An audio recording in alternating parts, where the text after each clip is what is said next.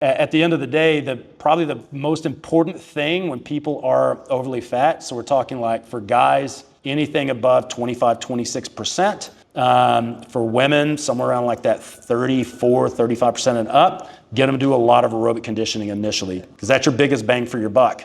Do things that are going to increase mitochondrial, what's called mitochondrial biogenesis. So the accumulation of new mitochondria, their metabolism is going to go up simply from that, right? They're going to have more energy from that. And also a deficit is going to force some of these biochemical pathways that actually increase more mitochondria as well.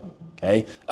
When they get to the category 1 where they're getting really lean, we now have an opposite thing happening. This is where weightlifting is more important than aerobic training, and sprint work is more important. So this is where HIIT works really well for people who are already in shape and already lean. If you're already lean and you're not in shape, HIIT's not going to do. It's not the one. Get in aerobic shape first. So if you have somebody who's already decently lean, like a guy 15%, 20%, if they're not in shape, high blood pressure, high resting heart rate, that's somebody who probably needs to do aerobics for a small amount of time, like a couple of months. And then as you see their heart rate go down and you see their blood pressure go down, now we start mixing in some sprint work. The problem with people who are already lean is their fat cells don't want to get rid of the fat. So oxidation works really well. Lipolysis doesn't work well.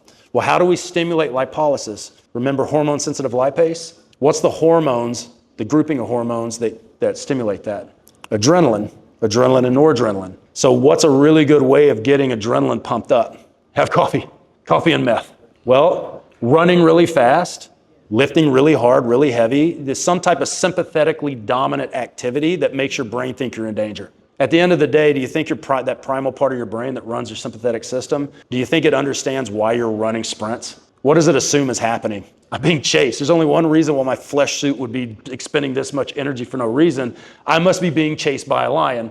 Okay, that's stressful. You crank up catecholamines. That creates a situation where now you basically influence your fat cell to get rid of its body fat. Okay? So there's a really good protocol I like for people who are really lean is to do, I got this from Law McDonald, it's his stubborn fat loss routine. So you go in and you do some short sprints, like do 10 or 15 minutes of really hard short sprints, like 10 to 30 seconds, and take a minute off. Once you've done that, you rest for 5 or 10 minutes and then do your aerobic stuff. So what you're doing is during the sprint work, you crank adrenaline up, you release fat, it gets in your bloodstream. Now you do your cardio, you bring the oxygen in, and so now you can oxidize the fat that's in your bloodstream. And that works really fast. At some point, you're so lean that you're tired all the time, and it's usually back to just standard, boring, steady state because you just can't be bothered to go out and run sprints.